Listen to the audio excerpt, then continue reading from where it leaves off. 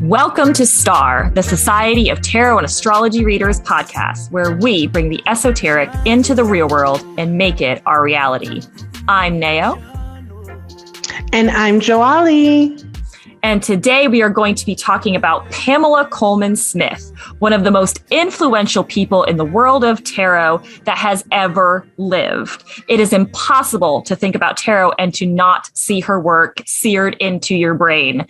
She is the illustrator behind the most iconic deck ever produced, with over 100 million copies in circulation in 20 countries worldwide. Today, February 16th is her birthday, so there is no better time than this to put the spotlight on this patron saint of STAR. I am so excited to get into today's podcast.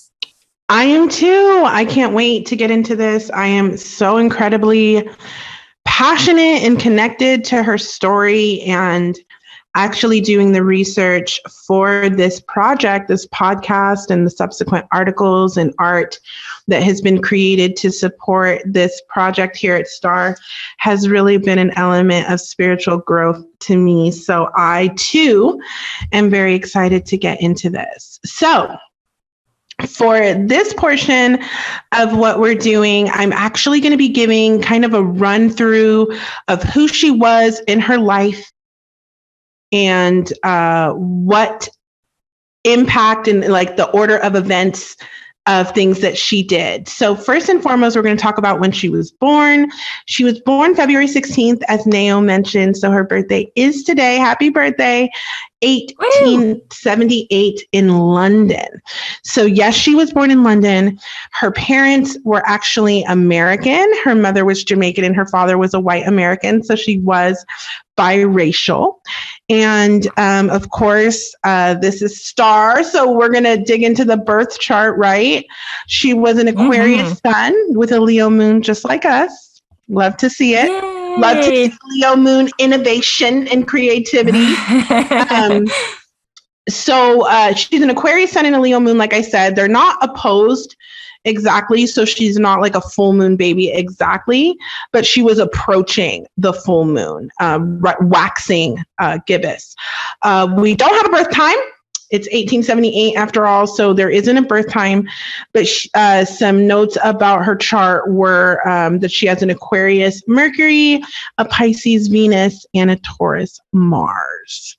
So for me, and we'll talk to Nao to see what sticks out to her, but the most interesting part for me of her chart was the amount of Taurian influence that she has with, like I said, the Taurus Mars, Neptune, Pluto, and Chiron. In addition to that, and to me, that explains her devout nature, which we will get into later in life. She definitely was a devout person, and I think Taurus is to blame for that. Mm-hmm. I love the fact that her North Node is in a wide orb, of course, conjunct her sun in Aquarius. So I think that's really interesting how, like, even though maybe it wasn't ever intentional on her part or fully conscious on her part to have such a lasting influence on humankind, on the human psyche, her art really did and has left that lingering impact in a very revolutionary kind of way. So I think that is just chef's freaking kiss.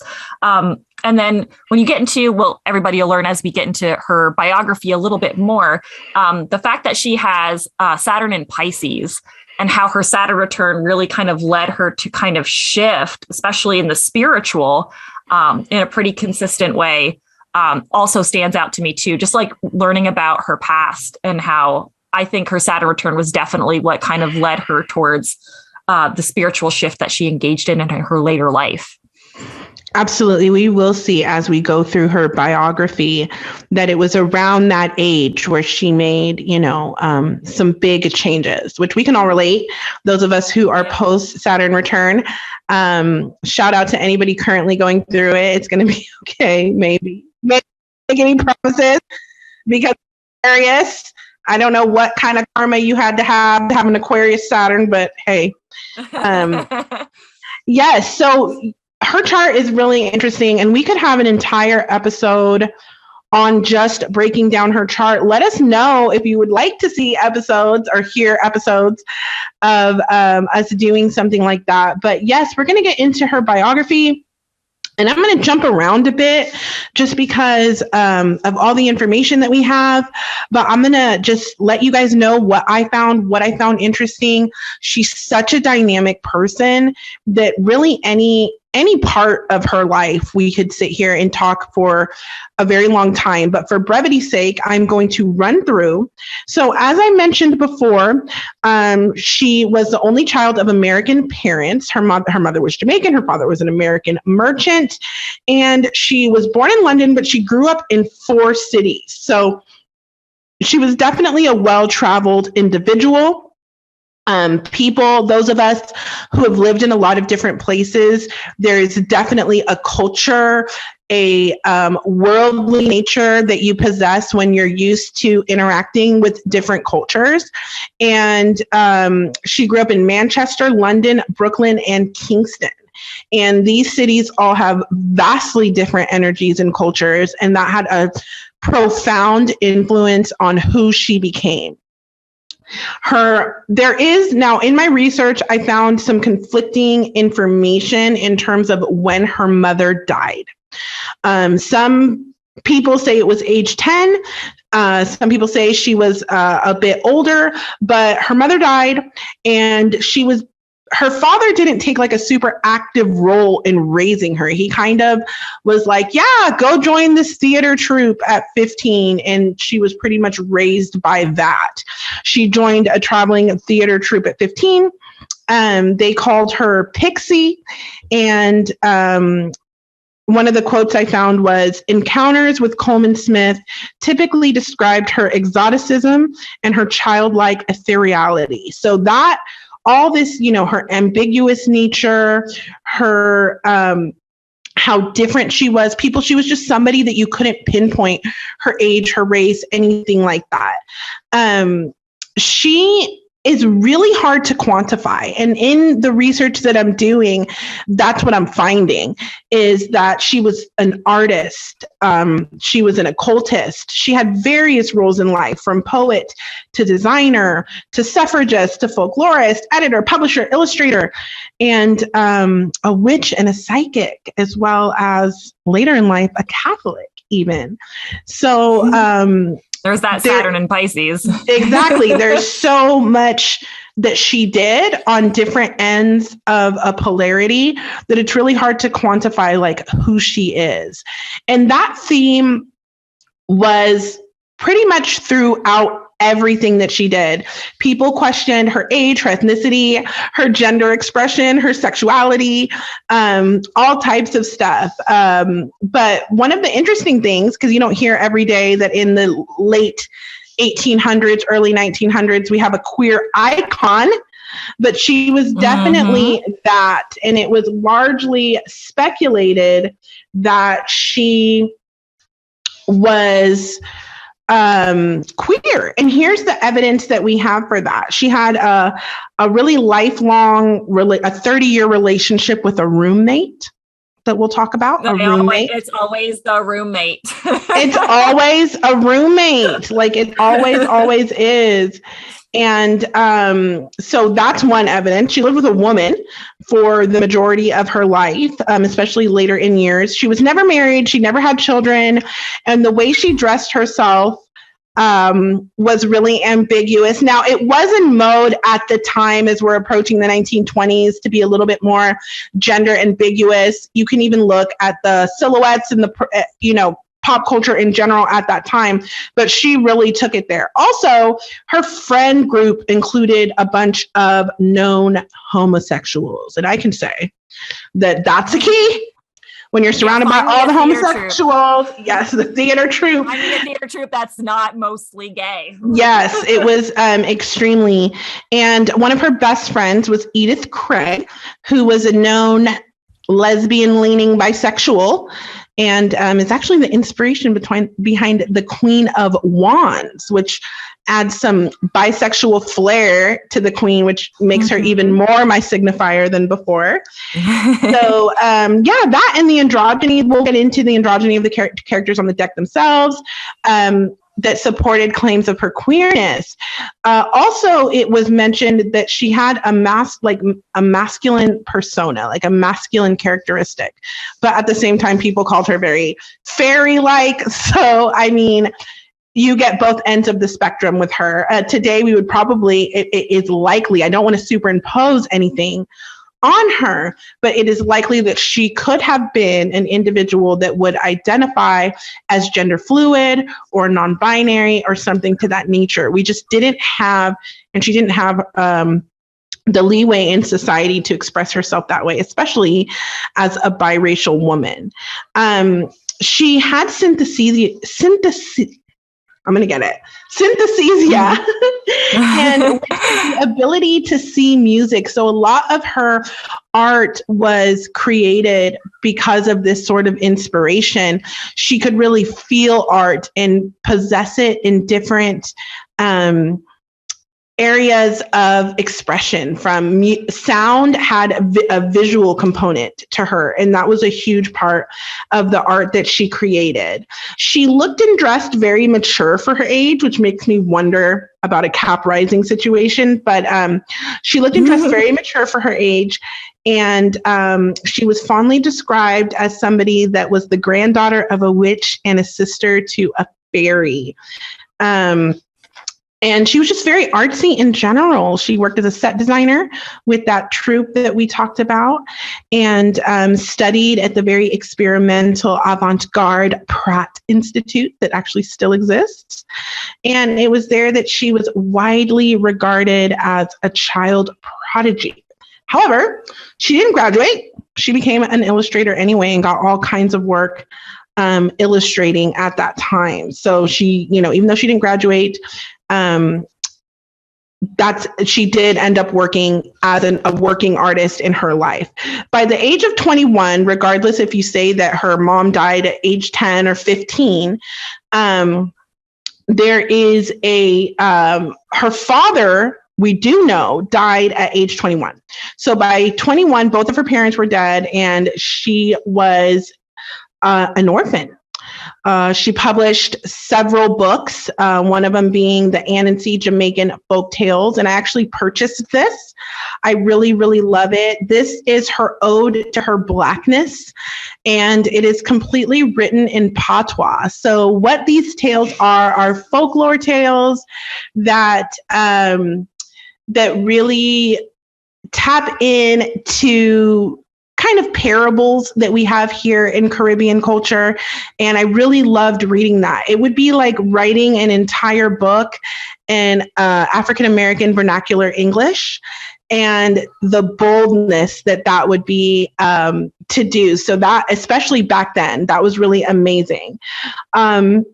She illustrated for famous people. One of the people was Bram Stoker, the author of Dracula, and that's what he's known for. She obviously didn't illustrate that, but she illustrated other things for him.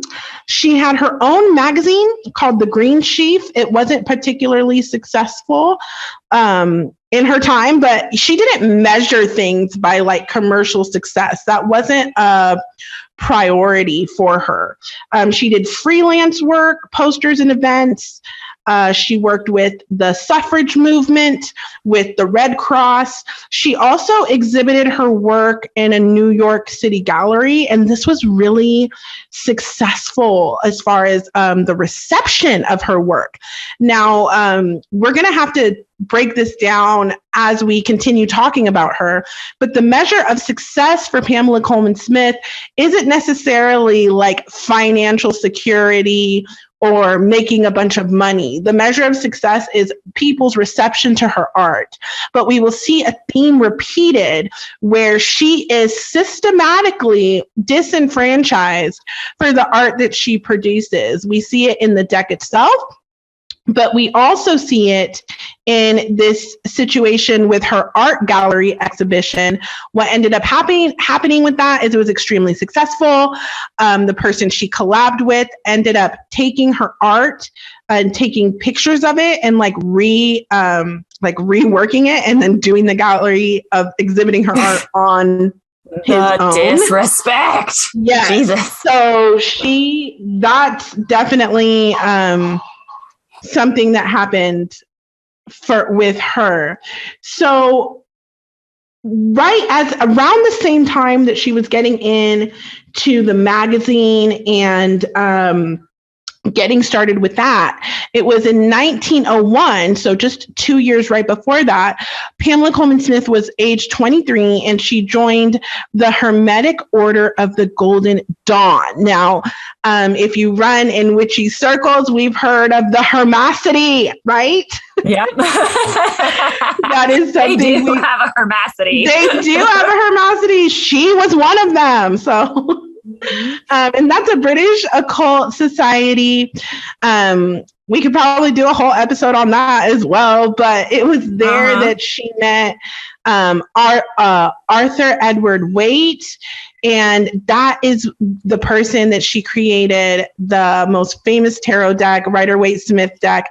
Interestingly enough, that's where she met Aleister Crowley as well, the infamous creator of the tarot deck, among other things. I'm sure there'll be an episode breaking that down one of these days as well. But, she never advanced past the second level, but that's okay because they ended up disbanding in 1903. So in 1903, they disbanded and some splinter groups came up. And one of the splinter groups was Waite's Rectified Order of the Golden Dawn.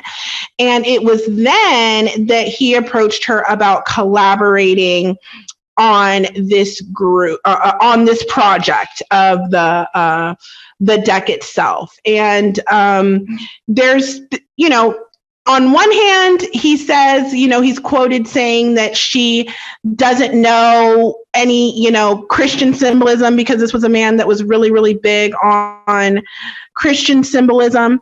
But he also is quoted saying that he knew that she could manifest or basically illustrate spirituality. So he left her to her own devices. Even though he had a strong opinion on Christian symbolism, there's a gray area on whether or not she had a specific intent with the images, or if it was just something inspired and it came about that way. Yeah. And honestly, there's a lot. It's hard to say because Waite has this wish-washy opinion about what her contribution was to the deck outside of the obvious fact that she made the art. Because Waite definitely did have the idea of creating the tarot deck and brought that to her and wanted her to illustrate it. And the definitions that he was largely using for tarot at the time were based off of his predecessors. So for example, the work of, I'm probably going to butcher his name, I apologize in advance, but Alpheus Levi, and Paul Christensen were largely the symbolism that they were using, again, which comes out of the early Western esoteric thought, which was still very closely syncretic with Christianity, or at least, and Kabbalah to a certain extent, though how much of that actually being Jewish Kabbalah versus the Christian interpretation of Kabbalah is, up to people who are savvier on that, shall we say. But that was largely his influence for some of the suggestions into the imagery for the major arcana. And then in terms of the divinatory meanings of a lot of the other cards, Waite was largely inspired by Jean-Baptiste Alliette, which most of us will know as Atelier, and who we could really call him the father of tarot divination, because it was his book, How to Entertain Yourself with a Deck of Cards Called Tarot, that was written in 1785, that set up what we today do with tarot cards in terms of how to interpret them for divination. So Waite's definitions was largely built upon, the work of other people and his own ecstatic inspiration. So he provided those, obviously, to Pamela to kind of take and create that from. So to kind of, it's definitely disingenuous on his part, I think, to try and minimize her contributions. And that's sure as shit not what we're going to do in Star. So I know that he, these are the people that he got his inspiration from in terms of what to write about the book, right? What the guidebook was going to be. But they got a lot of visual inspiration from the Sola Bushka, and I hope I'm pronouncing that correctly. And that is a 1491 Italian deck. And prior to the Rider-Waite Smith deck, this was the only one that had illustrated minor arcana cards. And when you look at the deck, especially cards like the Three of Swords, that's the one that stands out to me. Yep. You can tell that it's definitely visually influenced by this deck. So we have to mention that deck, even though it happened 400 years before. That deck was the first one. And some of the cards definitely have that influence. So they were, they had predecessors in terms of the philosophy behind the guidebook. And they also had people who preceded them in terms of illustration. However, as Nao is going to expound upon, nothing quite hit like this deck. There is nothing else, this nothing deck compares. Revivals. Nothing compares. And I think the thing that really sets the deck apart more than anything else is the artwork. Because so much work had already been kind of done prior to this on what tarot as a divination style would be like and how we interpret the meanings of a Three of Swords or a Five of Cups. It's the artwork that really has made this a timeless classic. And that's Pamela Colman-Smith. That's her right there. That's what we're seeing. And we can see and I think it's her approach to art that really set it apart. And she wrote this article around the time that she was working on the deck. It was written in 1908, and it's called "Should the Art Student Think?" I love that article. It's great. I highly recommend you seek it out and read it. We should drop a link somewhere so people can read it themselves. Because it was moving. It was definitely moving. Definitely. Because even though she's writing the article, obviously her audience is art students, right? That's who she's trying to communicate the message to. There's a lot of quotes in there that can apply just to how you move through life and how you move through the world. And even for those of us who are tarot readers and astrologers, what she's saying is exceptionally relevant. So for example, this is a direct quote that I'm going to read here. Learn from everything, see everything, and above all, feel everything. So even though she's talking about how to make great art, I think there is, when we kind of can see, the temperance card as in the Thoth tradition, it's called art, right? And we could see how temperance is associated with this creative force of bringing these things that we're seeing and experiencing and making something out of it. Art, we can view our lives as art. We can view our tarot reading as art, our astrology information as art. So I definitely see it applying. And one of another of my favorite quotes from this article is, so it's a bit of a longer one, so roll with me here. Do it. We have time. They want to hear. We have time. Keep an open mind to all things. Hear all the music you can. Good music, for sound and form are more closely connected than we know. Think good thoughts of beautiful things, colors, sound, places, not mean thoughts. When you see a lot of dirty people in a crowd, do not remember only the dirt, but the great spirit that is in them all and the power they represent. For through ugliness is beauty sometimes found. Damn, girl. Damn. She takes it there. She takes it there. That's why we're doing this episode. Okay. We're doing this episode because when I was doing research on her, there's barely anything out there. Yeah. And her influence on your practice, yes, you that's listening to this, is profound.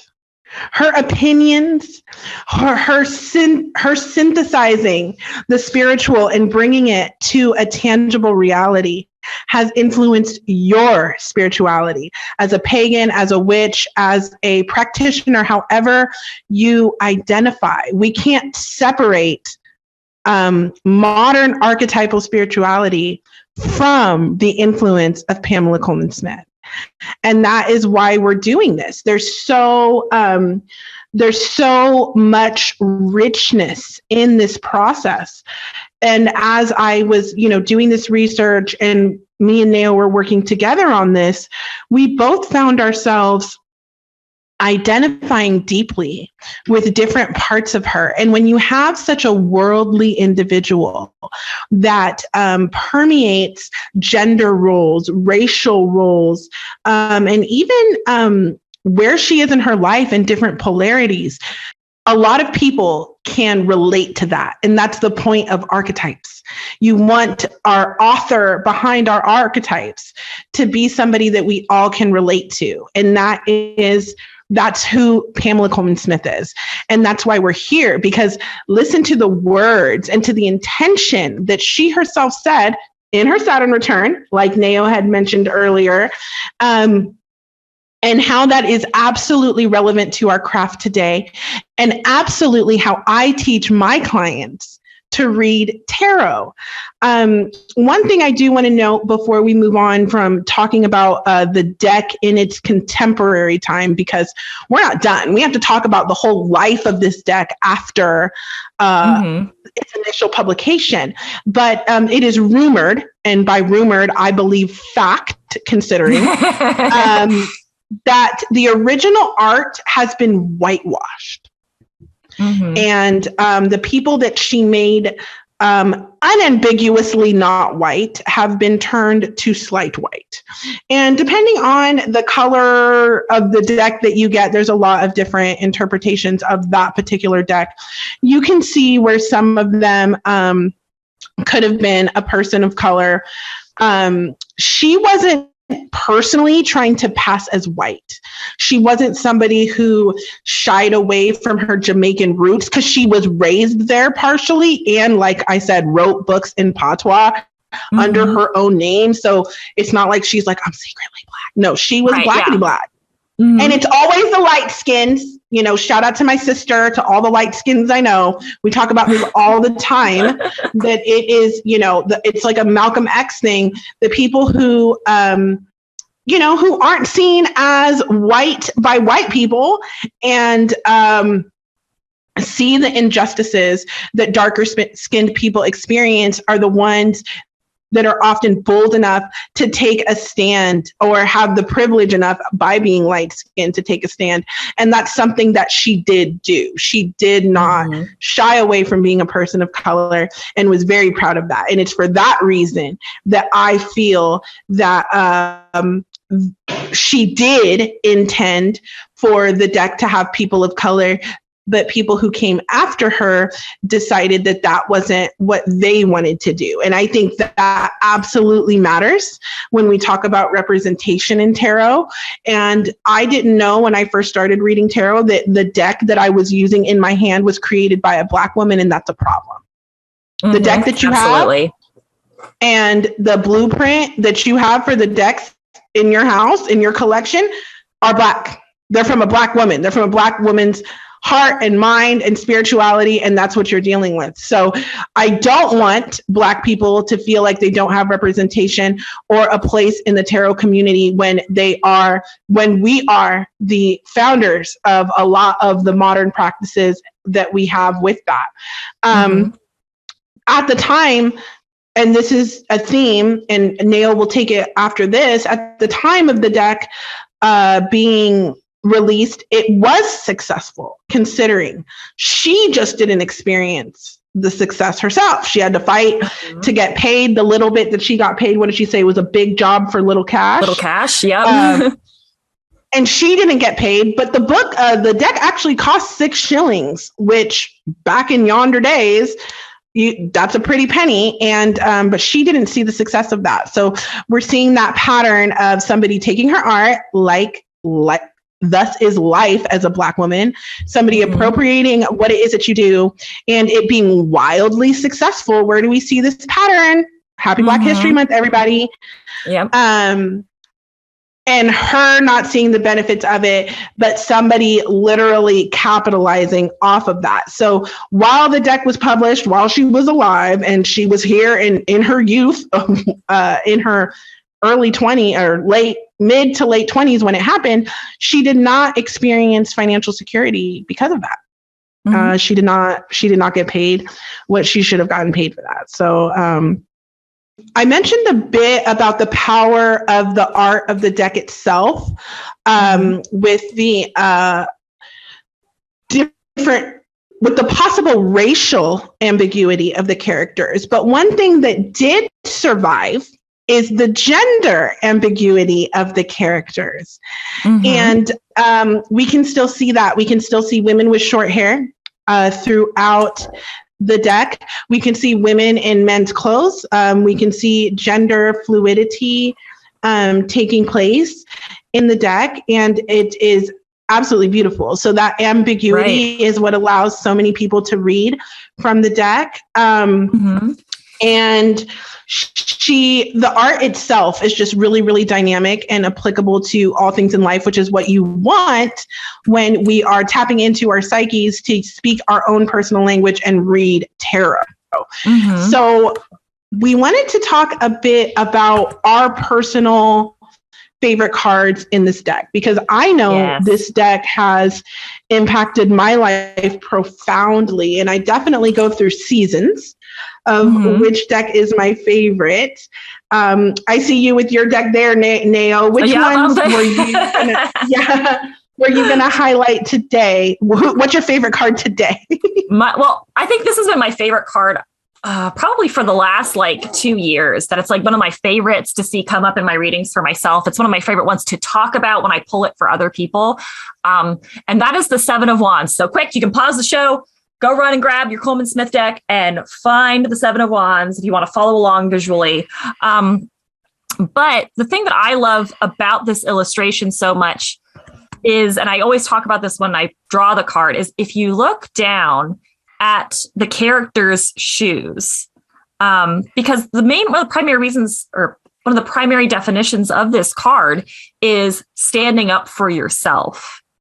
And for me, it also comes down to a lot of the right to self-expression, because wands deal with self-expression a lot, and the alignment of who you are in spirit to who you are in your mundane life, and bringing those two things together is what allows you to live in truth and really helps you self-actualize as a person. So advocating and standing up for yourself and defending yourself, defending your right to self-express, really comes through this card in the fact that this person in this picture is wearing two different shoes. And I love that. In there. When you think about I know the energy. Is it illegal? Is it wrong to wear two different shoes? No, technically it's not. Is anybody harmed by you wearing two different shoes? Of course not. However, are people going to comment and have an opinion about you because of the fact you're wearing two different shoes? Yes, the motherfuck they will. And they will probably even say something to you about it, right? But this person is choosing to, I always say that they are defending their right to wear two different shoes because they're allowed to.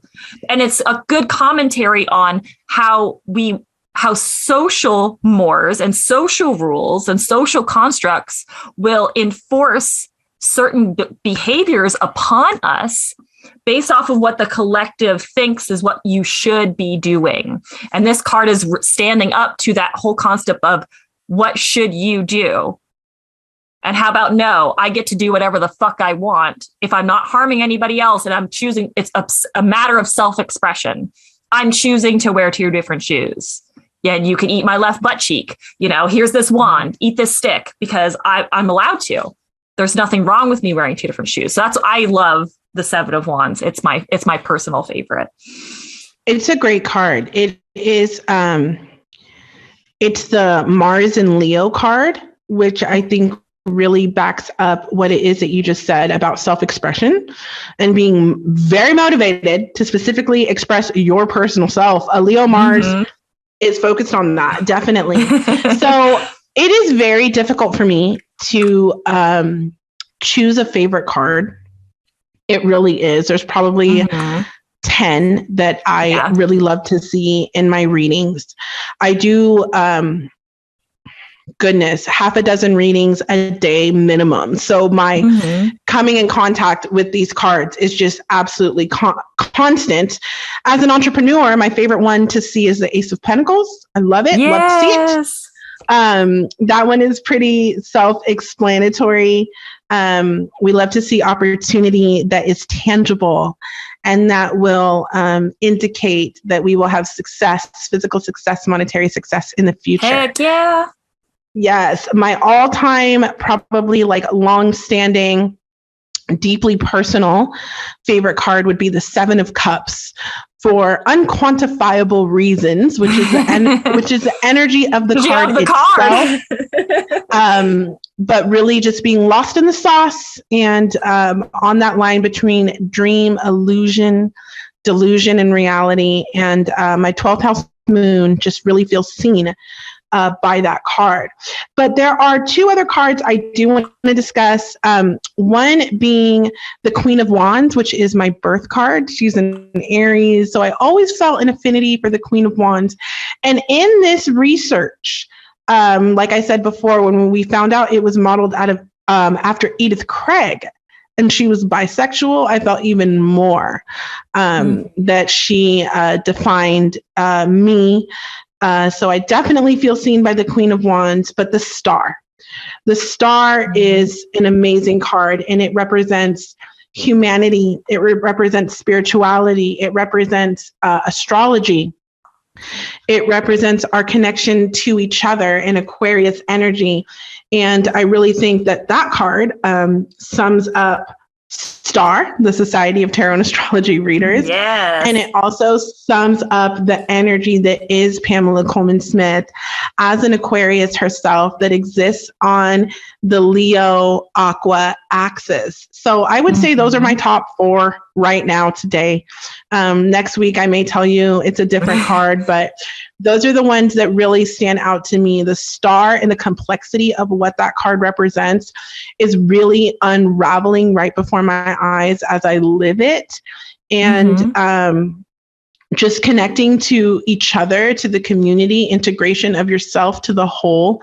And spirituality, I think, is a really huge part of that without the dogma or the sanctimoniousness of the high priestess or the Hierophant or something like that. So I really am personally a fan of that energy. And I think it's very inclusive of it's inclusive, like we try to be at Star. Star is diverse, and we try to include everybody. And I think the energy of that card really lends itself to that as well. Like, when did you first experience the deck? And I'd love to talk. I think it'd be cool for everybody to hear, like, how do we first come to this deck? Because you can't be in tarot and not arrive at this deck at some point. It's literally impossible. So for me, I didn't get here first. My lack of the fact that I didn't arrive here first kind of is why it took me. I might have had a quicker come up if I would have started with this deck. I initially started with the Enchanted Tarot, which is a collage style tarot deck. And in my opinion, I don't even know, most decks are rider-waite clones, right? This one are rider-waite Coleman-Smith clones. This deck that I initially got is not. So while I was attempting to learn tarot from a deck that isn't, it was really difficult. It was really, really difficult. And I was in a lot of space, like a lot of other people who are just starting. This was many years ago, well over a decade ago. And they are looking at definitions and constantly trying to memorize what the cards mean because it's not a Rider-Waite Smith clone. It's not a clone of this deck. It doesn't really tap into the archetypes as accessible as this deck does. The second deck I came in contact with was the the Thoth deck. So that was in I went to Seattle Tarot School, and because of the colors, that deck is really rainbow. And initially, and we can have another, write this down. Everybody says, find a deck that you're drawn to. No. Don't. Get a Pamela Colman-Smith deck and learn how to read fucking tarot. Like, that's what the fuck. Yeah. Don't find a deck that you like the colors. Don't find a deck that the imagery is this and that. I know people are going to be like so mad that I said this, but it's true. I had that deck. It was beautiful colors. I was drawn to it. Couldn't read tarot for the fucking life of me. Because it has shit all to do with reading tarot, in my opinion. Now, I know people are going to be mad about it, but, we'll have a opinions that make you guys mad episode. I'm sure there'll be plenty. There'll be a series. Yeah. It'll be a series, because we have a few of those. But those two decks were not clones. And it wasn't until I got my original rider-waite Smith deck that I have right here, as well as the Morgan Greer deck, which is like a 1970s highly saturated borderless. Oh God.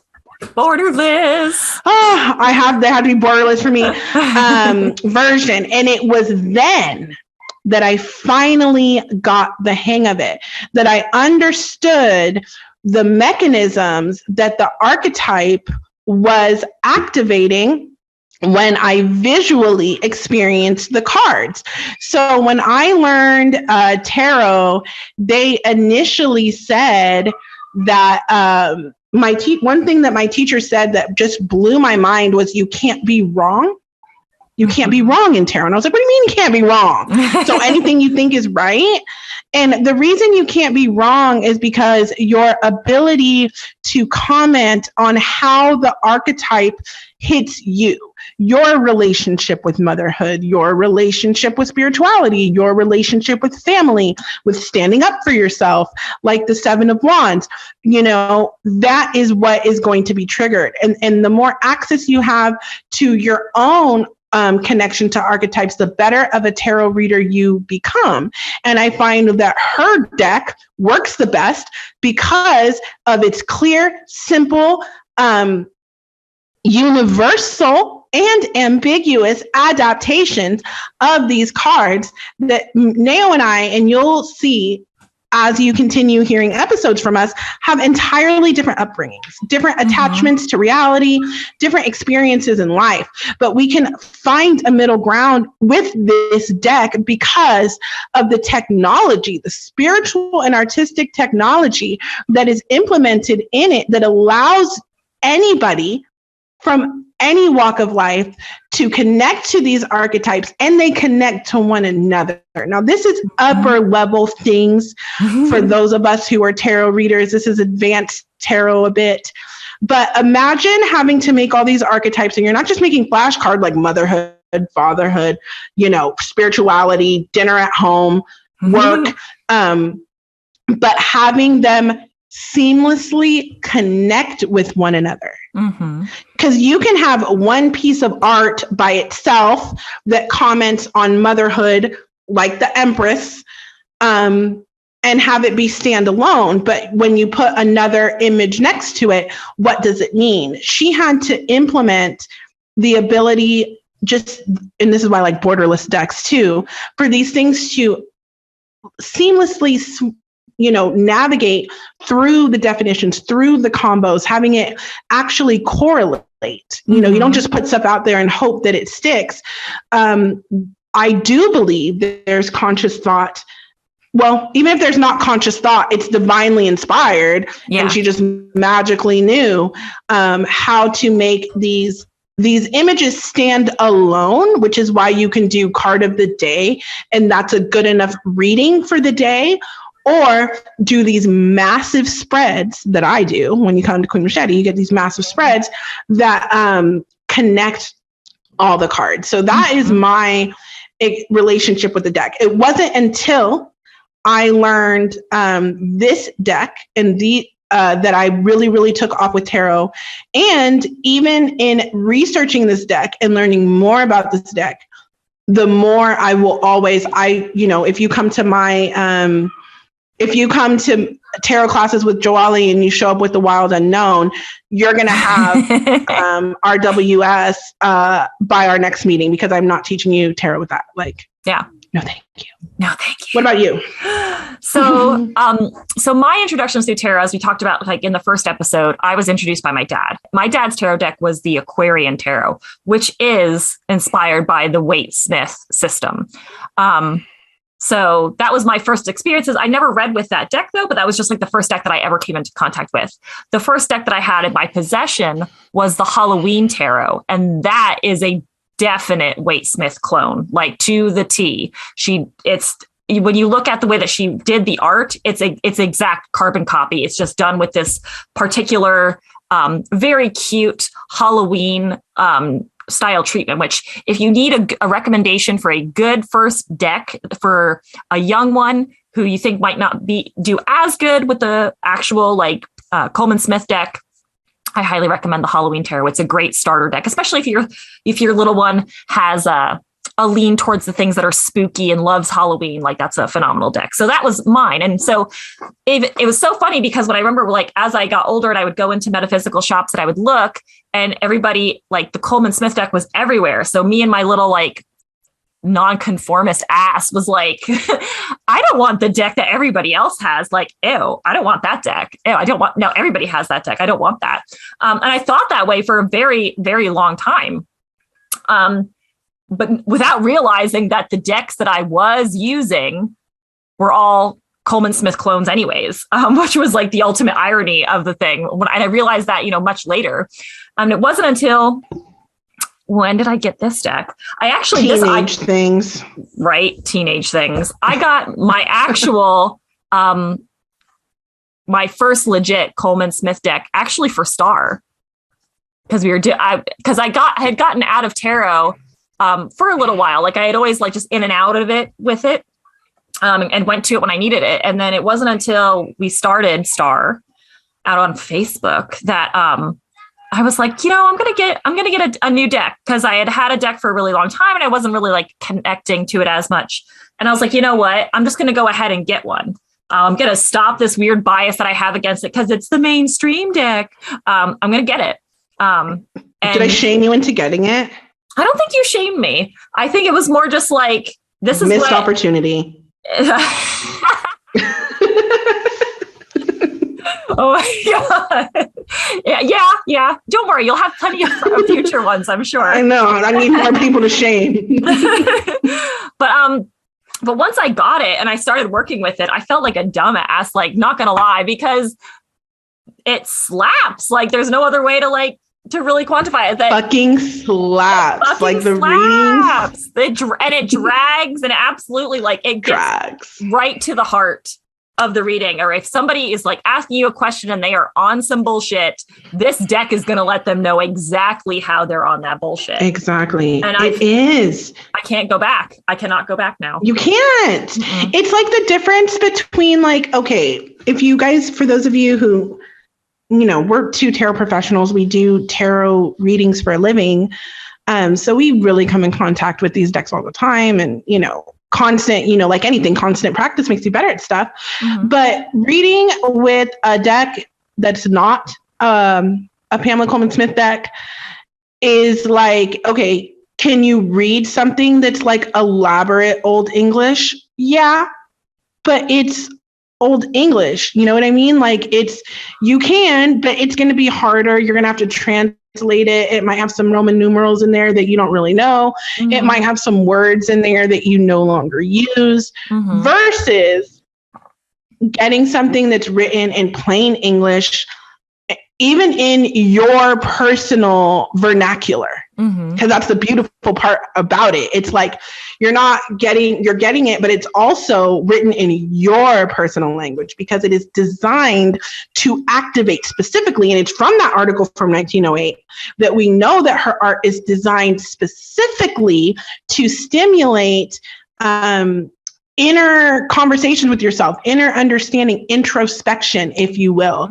So that's the difference. Yes, you can read tarot with a deck that is not inspired by this. But in my opinion and in my professional experience, it is much more difficult. So my students that read with this deck, or the ones that are like Nao was and insisted, like, everybody has that deck, it's so ugly.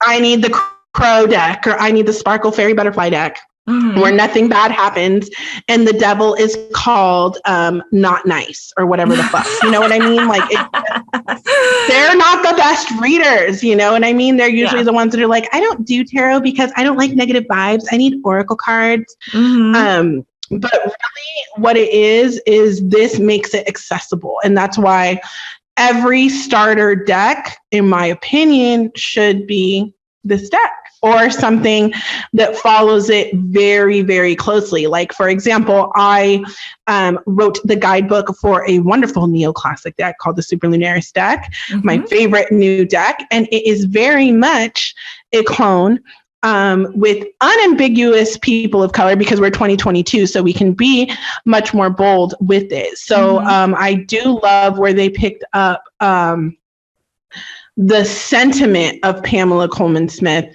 And after doing research on this particular portion, I definitely feel even more excited about that deck, because I feel that not only in the writing of the guidebook, which is what I did, but in the depiction of the cards, they're definitely inclusive, and they do tap into the seeds that she planted with that. So, and she did plant those seeds, but did she harvest them? Later in life, we talked a bit about her Taurian nature. Nao foreshadowed a bit with the Pisces Saturn that you mentioned. But our beloved Pamela Colman-Smith, and a lot of people leave this out of their whole speech about her. They just leave this the fuck out. But she, very soon after that beautiful article was published, she converted to Catholicism. And not only did she convert to Catholicism, she was like extremely devout Catholic, like dedicated her life and used the little bit of life savings that she got from like the death of an uncle. Because remember, she's an orphan. She has no siblings. She's not making any money from the art that she's making. She's having to like fucking negotiate for pennies. She gets a tiny crumb of an inheritance and uses it to open a home for priests. Like, that's how Catholic she became. It wasn't slightly Catholic. So when people are like, Pamela Colman-Smith was like the witch of a lifetime and she would want this, that, and the third, don't speak on behalf of her. She probably was praying again. She probably Doreen Virtue. You know what I mean? At the end. Right.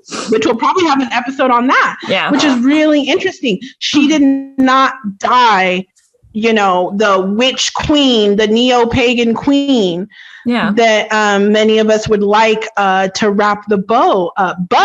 But you know what it didn't? You know what Catholicism couldn't permeate? Her gayness. She was still gay as fuck. Living with Nora Lake, a Cancer, by the way. So they have like, until she died.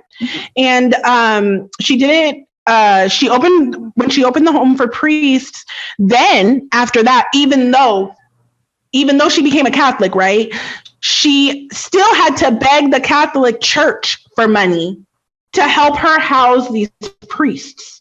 So she, you know, was like, yeah, I have this home for these priests, but I can't really like afford. Can you guys help me house these priests? And she still had to beg, which is actually really sad. She died in September 18th, 1951.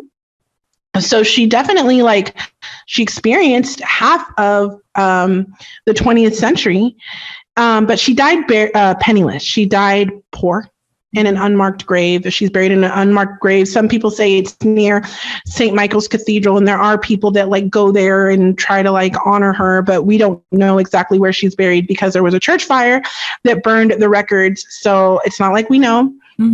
On her death certificate, her job occupation is a spinster of independent means. So they didn't even recognize her art, and obviously didn't recognize Nora, but Nora inherited everything. Yeah. So that's another proof that, or just evidence that she was in a queer relationship. Regardless, she was in a lifelong relationship with a woman.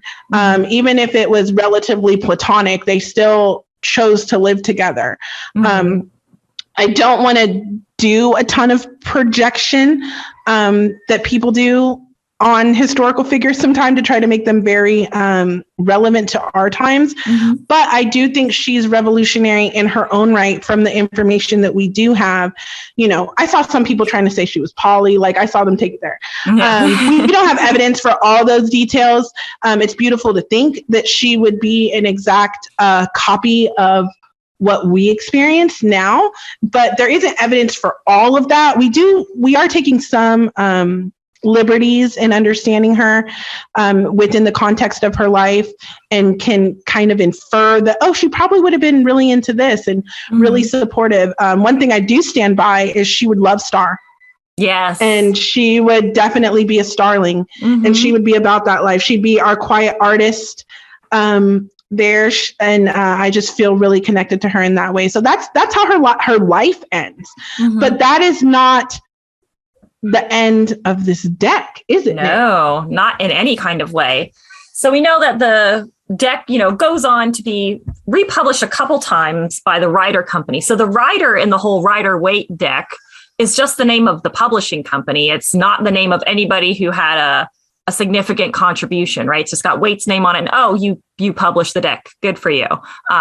Which is why henceforth I try my best to break the habit of calling it the Rider-Waite-Smith deck, because Rider didn't do shit.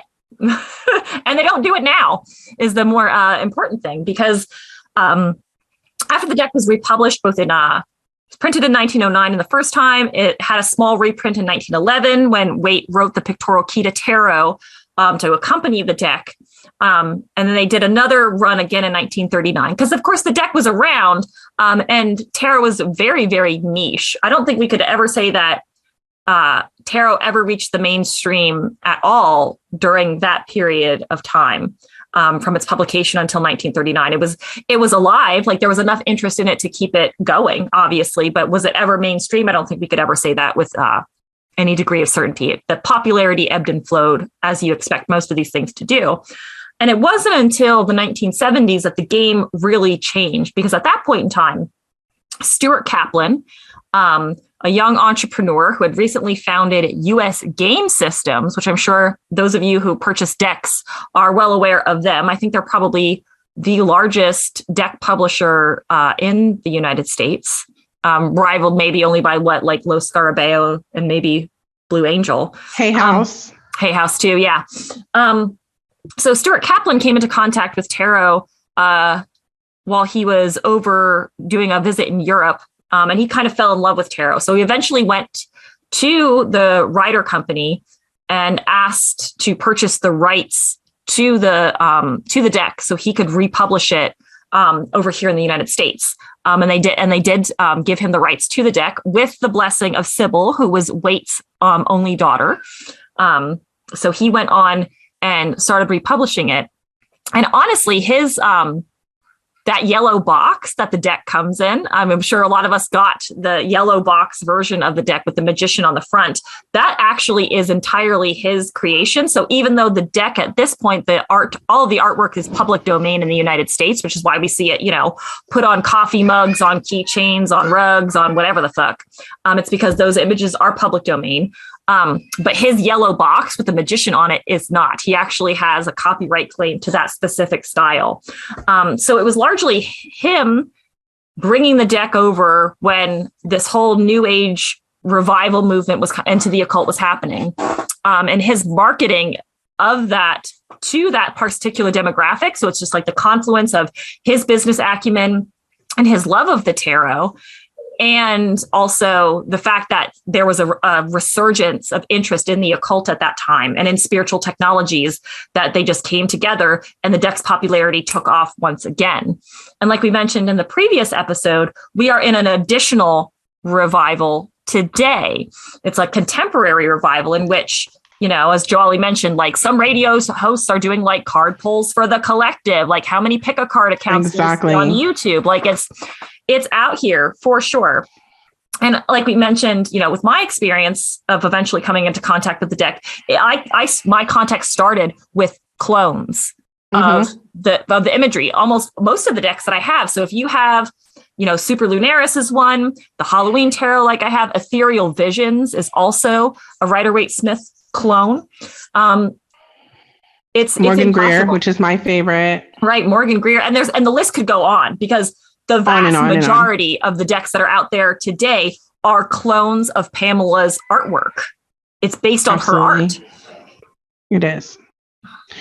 It is. And she just was such an incredible individual. But what stood the test of time was her art. And that's the beauty. That's the beauty of art and things of that nature. So I'm so excited that we are in a world where we can go back and look and get this information. She's definitely been whitewashed historically. It's not emphasized in conversations that we have about tarot that she is a woman of color, and that tarot, as a woman of color in tarot, I always felt that I did not have the representation that I would have liked, but I definitely feel so inspired after doing this project and learning more about her as an Afro-Indigenous woman from a neighboring Caribbean island. I live in Puerto Rico, and depending on our beautiful producer and how much he can edit out the roosters in the background, you will realize that I too am from a Caribbean island, and I feel both validated and inspired by her. She was a Leo moon, just like you and I. Yeah. And that desire to perform, to bring things to the forefront, that need for self-expression, which I think is why she took it upon herself to express herself in so many different sorts of ways. Her Leo moon is actually at 14 degrees, and it is smack dab in the middle of Nao's 10-degree Leo moon and my 18-degree Leo moon. The mean of us is her, and I really believe that. I believe, it's not, we're not looking for signs and connections and synchronicities for no reason.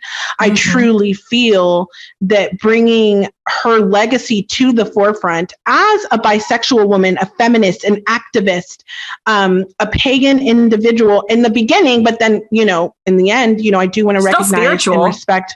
Still extremely spiritual and devout. Someone who refuses to conform to societal expectation. And that's why I want to include her Catholicism. Because oftentimes, and a whole nother conversation too, in the community, we will ostracize people who are a different religion than us. Pamela Colman-Smith was Catholic in the end. And she didn't conform to what people expected of her because she was a part of an occult project that didn't deter her. And she was also somebody who sought both community and devotion. She lived with a theater troupe. Her friends were the center focus of her life, her devotion, her community. As a spiritualist and a proud woman of color, she was not one of these people that were like, oh, secretly, she was secretly Black. Right. She fought her whole life to hide it. No, she was out and about with her Blackness. And that is absolutely inspiring to me and has laid the groundwork for me as a woman of color to be in the position to bring tarot to the forefront, because I know even when Nao and I started in 2018, tarot was not part of the public conversation the way that it is now. So I definitely feel a calling personally, and I'm personally passionate about sharing her story, especially with all the ridiculous conversations you have around tarot and who can participate in what. Nobody is going to take tarot from me. Okay. She is a Jamaican, bisexual, gender non-conforming, devout woman of color that created one of the most enduring pieces of art. And this is the point I wanted to bring up earlier. When you're having these conversations, you think of something and you're like, oh my God, how am I gonna remember if my Pisces Mercury finally kicked in? You had mentioned during our research of this that there was 100 million copies of this deck sold. How many do you think of that? I mean, I don't know about like factual math. This is more rhetorical. But are clones? How many sales of the deck and including the clones? So we have 100 million copies of the deck itself. The deck itself, not including clones. It's got to be close to 500 million. Billions. I'm so inspired and moved by her. Learning her story has definitely propelled me and helped empower me to this stage of my development as a reader, as a spiritualist, as an educator in this field. And that's why this project was so important to me. And in the beginning, I didn't know how I was going to do it. I was like, okay, well, it's Pamela Colman-Smith Day. Maybe I'll do a workshop, or maybe I'll, we'll do something to honor her. But as Nao and I embarked on this, committed to this, re-recorded this because it's that important to us. We're very passionate about it. We want to make sure we get this out there. We want as Star to officially declare every February 16th Pamela Colman-Smith Day. And I think that it is especially telling now because why? It is her birthday. Happy birthday. It is the full moon.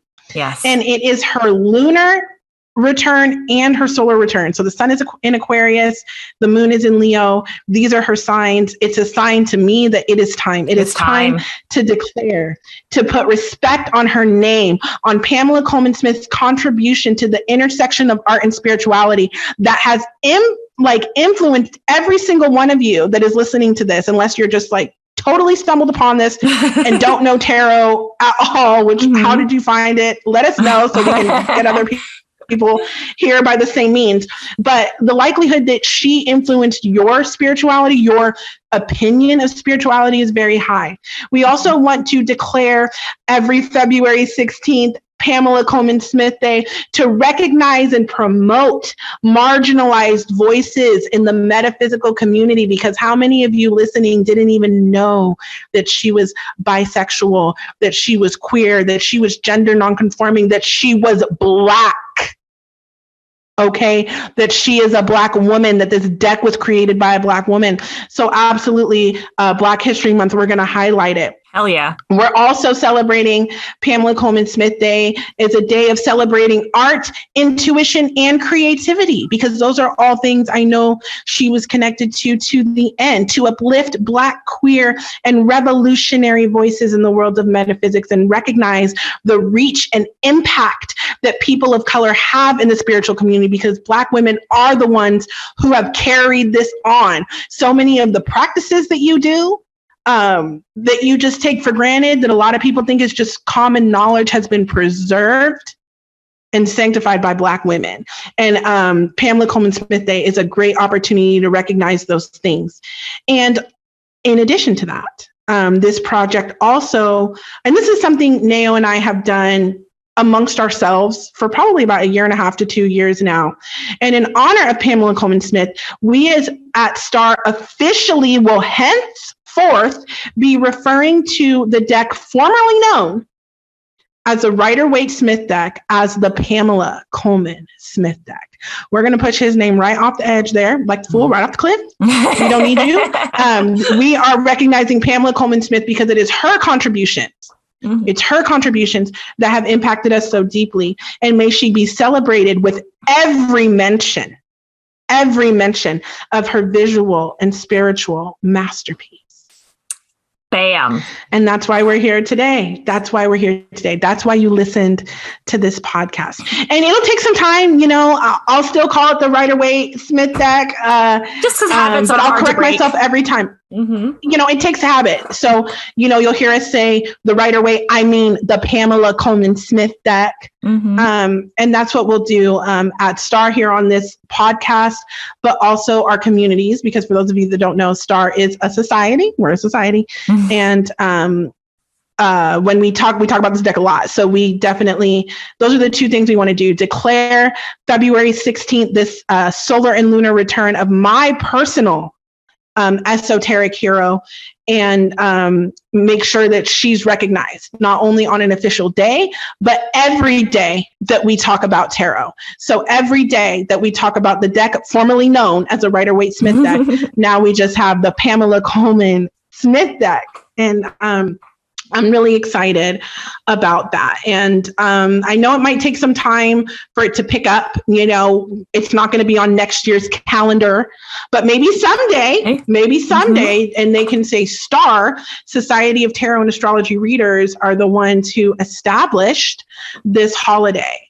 So we just want to put some respect on her name, observe, and really give her the recognition that she deserves. So many times women of color, queer women don't get the recognition they deserve. So now's a great time to do that. Right. And here at Star, we're saying enough is enough. She deserves this time. Enough is enough. And absolutely, there's no better time to do it than on her solar lunar return in the middle of Black History Month on her birthday.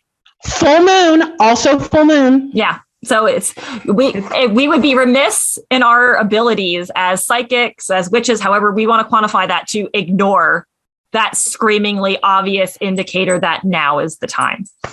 Can't ignore that. Now is the time. First annual Pamela Colman-Smith Day, and all of you that are listening are a part of it. Yes. So, Nao, what's next? What do we do now?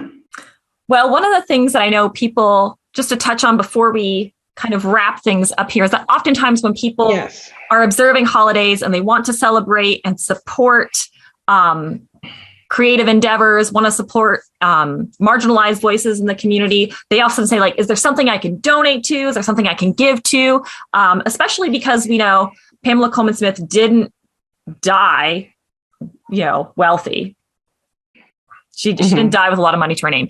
And she doesn't really have anybody surviving her at this point that we know of, that we could clearly indicate would be someone who we would say should be the benefactor distinctly and clearly of her work. However, only child, no kids. Right. So there is a way that we could, if you feel so moved to celebrate in that way, if you want to do a charitable donation in her honor, we ask that you do it to the Pratt Institute, where she studied art, because it's undeniable that art was a lifelong passion of hers. That is where she studied at.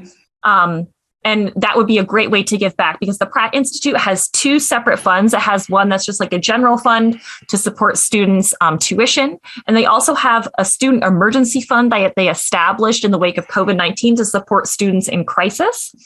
So that would be a great place if you feel so moved to move some money in a beneficial direction in her honor. We ask that you do it to the Pratt Institute, and you can find more information on that at pratt.edu under their giving tab. We'll show you all the information that you need to get involved in that way. Absolutely. And I'm happy that they still exist. And she was known as a child prodigy there. She didn't actually graduate, but it was still a very important, formative part of her life.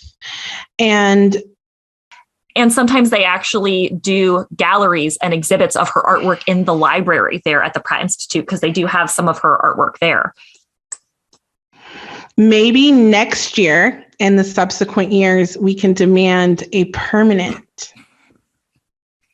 Ooh. Maybe we can, What do you think? We can demand start a petition. Exhibition.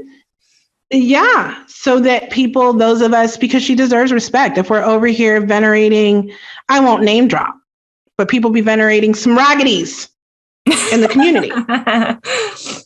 She is worthy.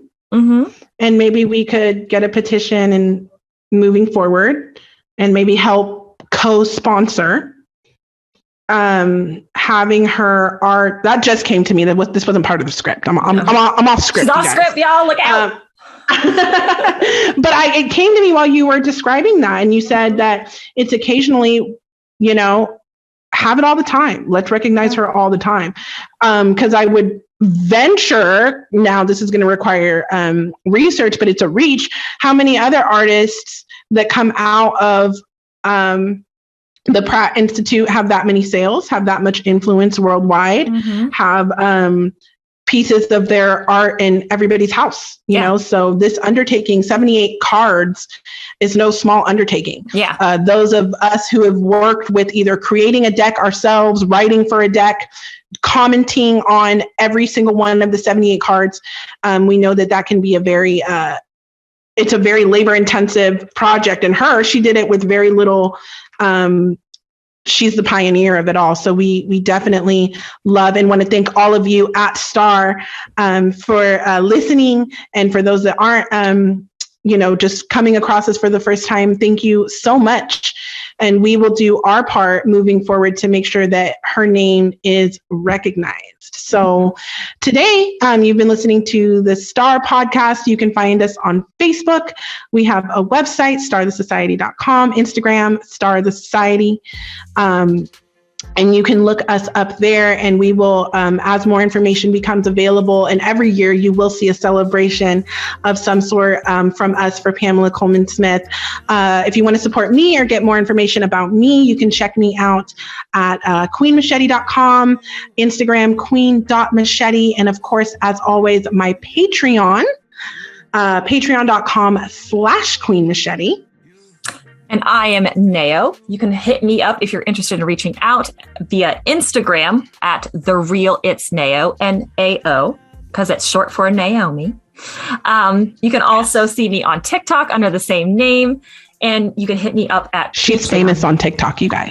She's absolutely famous. Absolutely. I mean, maybe. For tarot, actually, my biggest, most viral videos with over 400,000 views are all on tarot. So thank you with the Coleman-Smith deck in hand, nonetheless. Yes, we love to see it. Nonetheless. And you can also hit me up at patreon.com/therealitsnao as well. But I think as of, obviously we're recording this a few days in advance of its publication, but make sure you're following Star the Society on Instagram, because we are going to be doing a lot of features on Pamela Colman-Smith on Pamela Colman-Smith Day. So if you want to get involved in helping promoting awareness around Pamela Colman-Smith Day and making it a holiday for all of us fancy little occultists and divinators out there, we'd love to have you guys join in on the fun. And where can they hear the podcast? You guys are obviously listening to the podcast either here on Spotify, via the Anchor app. You can also find us on Google Podcasts and on YouTube as well. Follow us everywhere. Thank you for everybody who has listened. And we are so thankful for this opportunity and for this platform. We will continue to be the counterculture to the counterculture, giving a voice to those of us who formerly did not have voices in this community. So I want to thank you, Nao, for doing this with me, and thank each and every starling that has helped us get to this point. Shout out to our beautiful producer, Machete, who's going to, who's the music that you're hearing at the beginning and the end of this podcast. And thank you, everybody. Have a wonderful, wonderful first annual Pamela Colman-Smith Day. Celebrating the Pamela Colman-Smith deck. Who the fuck is Rider? Who the fuck is Waite? Have a wonderful day, you guys. Thank you so much. See you next time. Bye.